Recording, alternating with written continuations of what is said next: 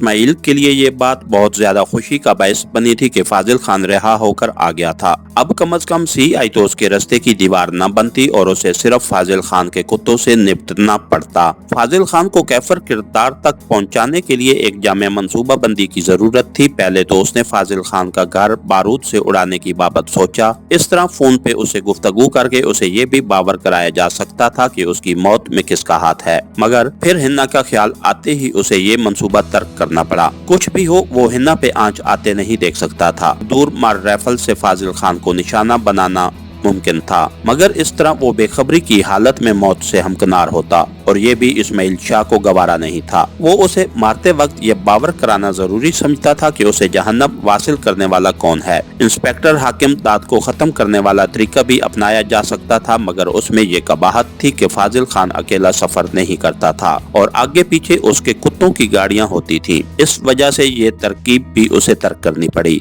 बहुत सोचो विचार के बाद उसने ये तय किया कि उसे रात के टाइम फाजिल खान की कोठी में घुसना चाहिए। वो उसके मुहाफिजों की मौजूदगी में ज्यादा एहतमाल इस बात का था कि वो पहले से चौकन्ना हो जाता, मगर उसके अलावा भी उसे कोई मौजूद तरकीब सुझाई न दी और उसने हतमी तौर ये तय कर लिया फाजिल खान की कोठी में उसके काफी गुर्गों से सामना होने की तवक्को थी और बगैर तैयारी वहाँ जाना हमाकत होती। जरूरी सामान की खरीदारी के लिए वो हुलिया बदल कर बाहर निकल आया। बारूदी फंदे, हैंड ग्रेनेड और डिवाइसेस वगैरह बहुत आम किस्म के सामान से तैयार हो जाती थी। सिक्योरिटी की वजह से दानिस्ता इन चीजों के तैयार करने के तरीके दर्ज नहीं किए जा रहे, यूं भी ये कारीन के किसी काम नहीं आ सकते। वो पैदल ही घर से निकला और टहलने के अंदाज में बाजार की तरफ रवाना हो गया।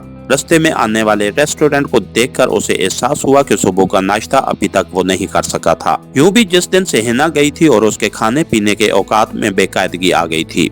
नाश्ता करते हुए भी उसकी सारी तवज्जो फाजिल खान की कोठी में घुसने के मंसूबे पर थी, मगर इस दौरान वो बेध्यानी से टीवी स्क्रीन को घूर रहा था जिस पर किसी डॉक्टर के क्लिनिक में होने वाले धमाके की खबर दिखाई जा रही थी। अचानक उसे लगा कि खबर में फाजिल खान का नाम लिया जा रहा है। वो पूरी तरह खबर की तरफ मुतवज्जे हो गया। डॉक्टर दुरानी के क्लिनिक के पार्किंग एरिया में होने वाले जोरदार धमाके में दूसरे बहुत से अफराद के साथ कराची के एक दौलतमंद सेठ फाजिल खान की बीवी भी, मार्ट ड्राइवर और एक गार्ड के हलाक हो गई थी। अंदाजा यही था कि धमाका खेज मवाद उसी की कार में रखा गया था। अब दहशतगर्द ये मवाद उसकी कार तक पहुंचाने में कैसे कामयाब हुए थे, इस बारे मुख्तलिफ अंदाजे जाहिर किए जा रहे थे। ये गुमान भी जाहिर किया जा रहा था कि ये काम फाजिल खान के किसी दुश्मन का भी हो सकता है। इस्माइल शाह गौर से खबर सुनने लगा। उसके दुश्मन का एक और नुकसान हुआ था जो उसके लिए खुशी का बायस होना चाहिए था, मगर उसे खुशी ना हुई कि वो जानता था वो औरत बेगुनाह है। फिर वो हिना की वालदा भी तो थी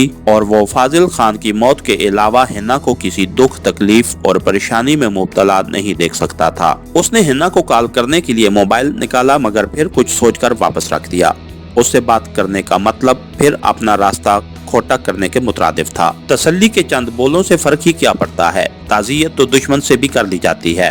दिल ने दिमाग पे एतराज जड़ा। ठीक है, मगर इस तरह वो मेरी राह में दोबारा रोड़े अटकाना शुरू कर देगी। दिमाग दलाइल देने से बास न आया। पहले भी तो वो ऐसी कोशिशें कर चुकी है, क्या कुछ कर पाई? दिल भी उतनी जल्दी हार मानने वाला नहीं था। ये सिर्फ उससे बातचीत का बहाना तलाश करना है। क्या पहले किसी ने मुझे मना किया था? अब तो उसकी माँ के साथ इतना भयानक हादसा पेश आया है और ऐसे में किसी अपने की तसल्ली के चंद बोल भी दिल को बहुत तकवीयत देते हैं। पर वो अपनी कब हुई और जिस राह पे सफर नहीं करना उसका पता क्या पूछना।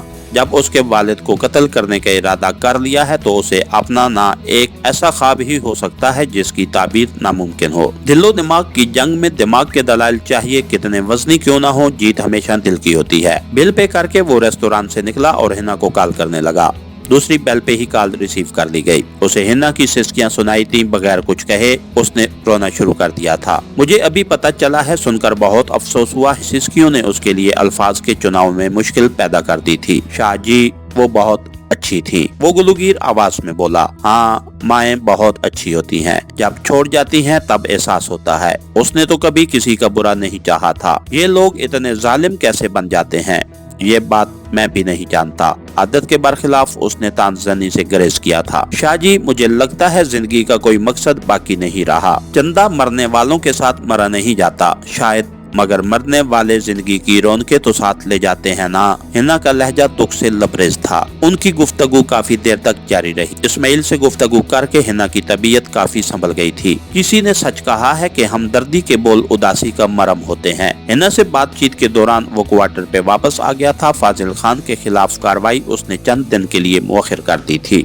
इसके साथ ही हमारी आज के एपिसोड का इख्तिताम हुआ।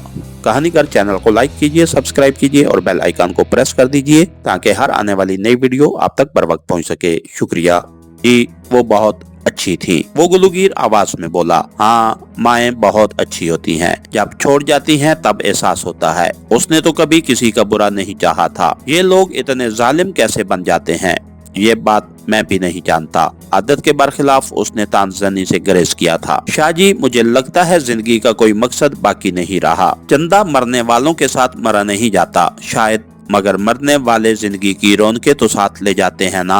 हिना का लहजा दुख से लबरेज था। उनकी गुफ्तगू काफी देर तक जारी रही। इस्माइल से गुफ्तगू करके हिना की तबीयत काफी संभल गई थी। किसी ने सच कहा है कि हमदर्दी के बोल उदासी का मरहम होते हैं। हिना से बातचीत के दौरान वो क्वार्टर पे वापस आ गया था। फाजिल खान के खिलाफ कार्रवाई उसने चंद दिन के लिए मुअख्खर कर दी थी। इसके साथ ही हमारी आज के एपिसोड का इख्तिताम हुआ। कहानीगर चैनल को लाइक कीजिए, सब्सक्राइब कीजिए और बेल आइकन को प्रेस कर दीजिए ताकि हर आने वाली नई वीडियो आप तक बर वक्त पहुंच सके। शुक्रिया हुआ। कहानीगर चैनल को लाइक कीजिए, सब्सक्राइब कीजिए और बेल आइकन को प्रेस कर दीजिए ताकि हर आने वाली नई वीडियो आप तक बर